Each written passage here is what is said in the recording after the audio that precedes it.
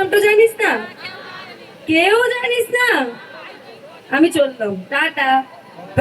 এরকম করে আসল নাম জানানি বলে বেঁচে গেছো, নাহলে কতগুলো ছেলে। লাইটটা বন্ধ করো তো একবার, একদম অন্ধকার করো একবার, সবাই চিৎকার করে আই লাভ ইউ বলো তো। এবার গলা জড়িয়ে গেছে।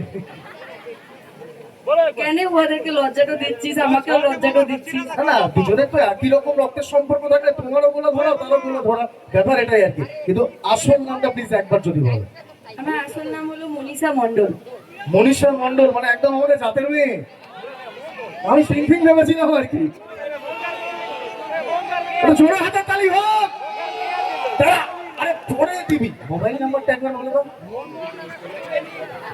মোবাইল নাম্বারটা একবার বলে দাও। ওরা তো ফোন করলেই মামা পাই ছড়ি চ্যানেলটা ধরবে। আচ্ছা ঠিক আছে, বাড়ির ঠিকানাটা একবার বলে দাও। পুলিশ স্টেশনের পাশেই। ও ময়না পুলিশ স্টেশনের পাশে। প্রত্যেকদিন গিয়ে পুকুরে ডুব দেবেন, পেলেও পেতে পারেন মনীষাকে। চলো একটা ডায়লগ হয়ে যাক প্লিজ। তুই আমার সাথে গানটা গাইবি তো? বিশ্বাস করো, আমার ভগবান কি নাম এখন তো জানি না কি নাম। ওরে তো তার জন্য শিল্পী দরকার, কোথা থেকে ঝুমড়ুমে করে দিচ্ছে। আমি চেষ্টা করে দেখতে ক্ষতি নেই, তবে আমাদের শিল্পীগুলো সবাই চলে গেছে, ব্যাপার এটা চেষ্টা করে দেখছি। ঠিক আছে চলো, আমি একটুখানি স্কেলটা ধরো, আমি স্কেল চেক করে আসছি। ততক্ষণ আমি ডায়লগটা বলিনি নাকি? ঠিক আছে। তোরা তো জানিস রাঙামতি তীরন্দাজের নিজের বলতে কেউই ছিল না, ছিল শুধুমাত্র বাপটো। কিন্তু সেই বাপটো বোমা ফেটে মরে গেছে। বাপ মারা যাওয়ার পর আমার টিচার দিদিমণি, যে আমাকে নিজের মেয়ের মতন ভালোবাসতো, এখনো ভালোবাসে, সে আমাকে কলকাতা শহরটাতে নিয়ে আসে, ওর বাড়িতে রাখে, এবং ঘটনাক্রমে ওর ছোট ছেলেটার সঙ্গে আমার বিহাটা হয়, তাই তো? এই কলকাতা শহরটাতে আমি আদৌ চলবার যোগ্য কিনা আমি সেটাও জানতাম না। কিন্তু এই শহরটাতে এসে আমি এমন একখান পরিবার পেয়েছি, যে পরিবারটার মধ্যে আমার বর আছে, আমার মা আছে, শ্বশুর বাপ আছে, ননদ নন্দায় ভাসুর সবাই আছে, আর তারা প্রত্যেকে আমাকে খুব ভালোবাসে।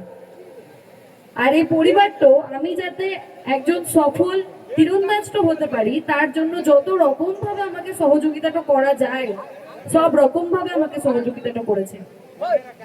আজকে অনেকগুলো বছর পেরিয়ে গেছে, আমি দেশে বিদেশে নানান জায়গায় তীরন্দাজ হিসেবে খ্যাতি পেয়েছি, সম্মান পেয়েছি, মেডেলটা জিতেছি, ট্রফিটা জিতেছি। আর এই সবটাই সম্ভব হয়েছে আমার পরিবারটার জন্য, আমার মায়ের জন্য। আজ এতগুলো বছর পর একটা দুর্ঘটনার জন্য আমার সমস্ত পুরনো স্মৃতি মুছে গেছে। এতগুলো বছর পর যখন আজকে আমি বাড়িতে ফিরেছি, তখন আমার মেয়ে ছোট্ট বিহু অনেক বড় হয়ে গেছে, কিন্তু তার আর নিজের মাকে মনে নাই। তার এখন ধ্যান জ্ঞান শুধুই বৃন্দা বসু। বৃন্দা বসু চিরকাল আমার ক্ষতিটা করবার চেষ্টাটা করেছে।